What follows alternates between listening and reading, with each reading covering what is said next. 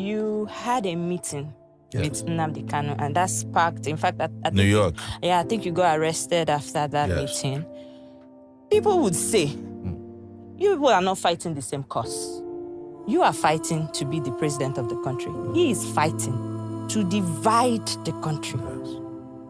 People would say, why would you be seen in such a meeting?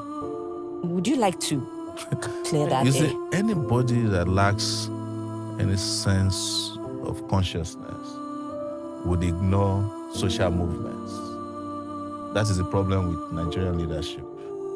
You cannot have a country in which there are 251 tribes or language, and one big section says, we are not satisfied with here. And you don't talk to them, you don't understand them. Then you are not a leader of that country. The reason I met him was to understand first what his struggle was about, which I knew already. And secondly, to also advise him on the way that I think we could all work together. And thirdly, to send a message to the Nigerian people that we can walk through our differences, even at these levels. And I was surprised that contrary to what some people are saying, he did not want Nigeria to break up. He wanted a Nigeria where the Igbo man can survive.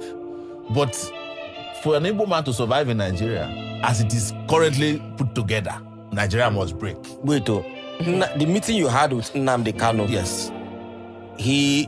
You are telling us now that Nnamdi Kanu, from what you understand from the meeting with him, he does not want Nigeria to break, to divide. No, he said clearly that it is too late for Nigeria to come together.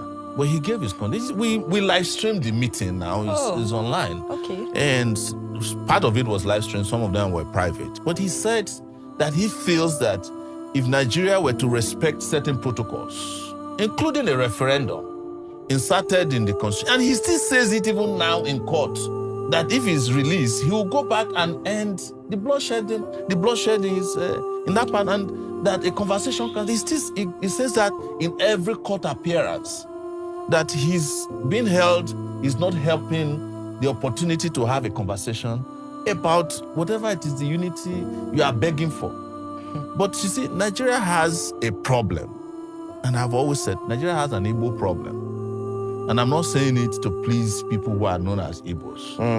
But the moment they decided to take the action they took in 1967 to 1970, the war, Nigeria, having won that war in their eyes, never forgave the Igbos.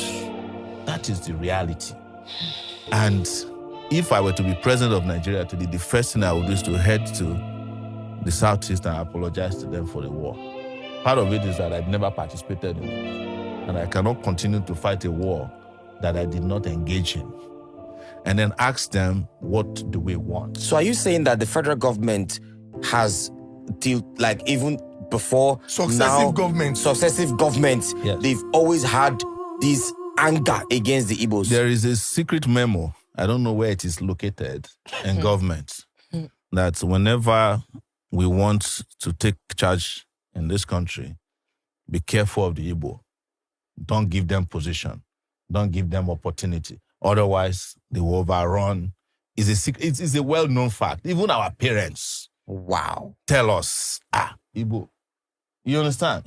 Some of them even say unconsciously. They even say it on radio shows in this country. So don't let us lie to ourselves, because except we bring this out openly and discuss, it's a taboo that we have refused to discuss. True. We are not going to solve the problem. It is the reason why the federal government of Nigeria feels that in 2024, detaining Nnamdi Kanu against all the court orders, against all the court rulings, is the only way to go.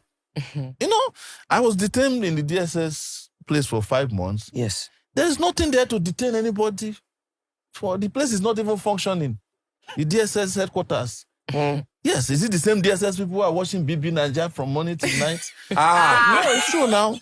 I was there with them for 5 months. I've said this publicly. So all the institutions in this country are broken down. But let's get back to the reality.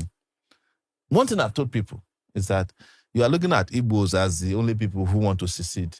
But who in this country today has not mentally seceded from Nigeria? Mentally seceded. Who has not left, except those who are trapped? If anybody in this country is working in a bank and he has 10 million naira and somebody say you can get into Canada, he will leave the next day. I swear. Is that not secession? What of secession is that you leave a country, you say to that country goodbye, and not do it you again. get to the other country, you bow down, you touch the soil. Anything they say you go do it. And then you renounce your citizenship of the country you are coming from. Is that not what they call secession? Mm-hmm. So if you want to look at the number of people that have seceded in that Japa syndrome, there are more than all the Igbos combined together who are asking to leave. And in the process of keeping Nigeria united, we have let go of more citizens than the country should have.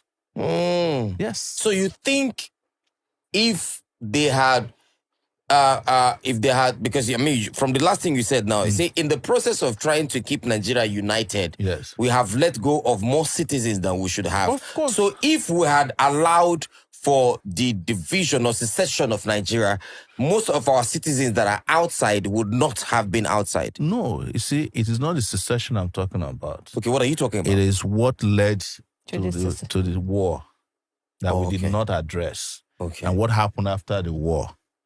Why is it that Nigeria hasn't been able to overcome the Biafran problem? It's because Nigeria never addressed what the Biafrans were asking for before the war. What were they asking for? They were asking for to be treated not as second-class citizens in this country. Don't you know what happened, they call pogrom in this country, where people were slaughtered and their bodies and their heads placed inside the train going down south? Yes, from the north, from the mid, the different parts of the north. Are we ignoring that? So that happened before the war. Before the war, that's what they call pogrom.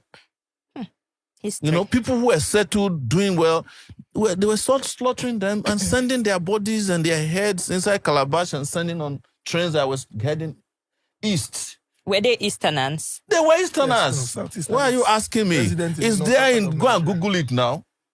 So you expect that will happen, and then there was a war that eviscerated 3 million people. Wow. And when the war was over, you just say, oh, nobody was vanquished, nobody was victorious. And then 3 hours. But you still kept a memo and said, don't trust them. Collect people money, yes, give them £20. And then you took their properties. Ojukwu did not get back JAMB until 1992 now, his father's house, that is known as JAMB headquarters here in Ikoyi. It was after he came back from Ivory Coast.